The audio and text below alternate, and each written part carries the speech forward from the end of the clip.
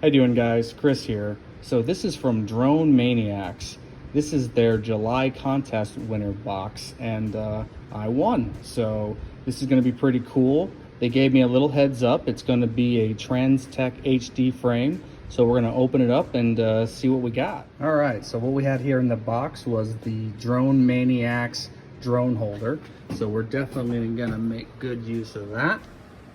There we go. Nice. That's gonna look much better than just nails in the wall, right? And we got the Transtec HD frame. This is their new racing frame. I believe FPV frame. Yeah, I think it's the Lightning laser. It's the HD laser. Awesome, awesome. And of course, I do like Transtec. They give you the instructions on how to assemble the frame. That's helpful. Everything's vacuum sealed. He included some 3D printed parts. Thanks, Dan. I really appreciate that. He printed these himself. So we got some arm ends. Looks like we got some cool Transtec battery straps, battery pads, antennas, or antenna mounts rather, or all the hardware and the frame. All right, everything's pre-packaged. Looks pretty good. Let's assemble this guy and take a better look. All right, so we just finished building her.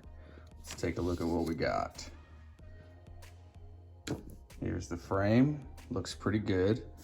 Very neat little package. I was actually surprised that the arms don't touch in the middle.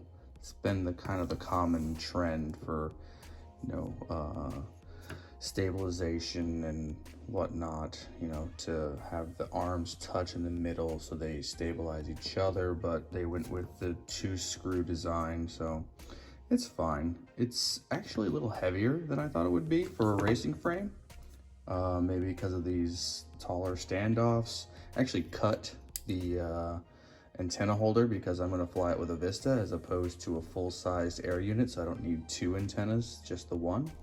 So let's see how much it weighs. All right, let's zero it out. Okay, so the frame by itself with the TPU is 82.4 grams, a little heavier than I thought it would be.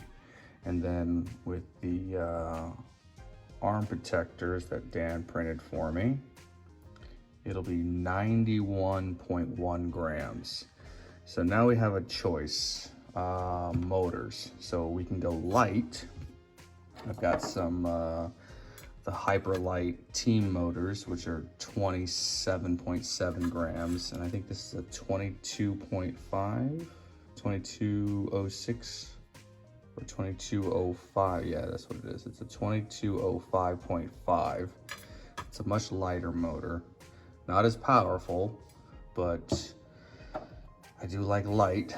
And we got a bunch of these flow motors, you know, when they were what, $99 for 8 motors. I bought a few. So 34 grams. So that's, I mean, you trim it, the wire, so it's a little high still. We've got a bunch of these Emerald motors because they went on sale for like $9 a motor. 35.8, much heavier than the flow motors. And I do have these Emax motors because they also went on sale. Let's see, get it out of the box. Not exactly easy one-handed, but I'll give it a shot anyway. All right, so I think these were also like $7 or $8 a motor at one point. So these are the 2306 1700 kV. So 32.5. So this seems to be the lightest motor I've picked up that's above the Hyperlight motor.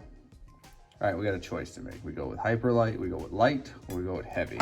Frame's already kind of heavy, so I guess we could go with a medium range motor, something like this Emax motor. I think that's what we'll do. We'll do this Emax I'll put these connectors on here, so if I don't like it, I'll switch it out, no big deal. And yeah, let's get to building.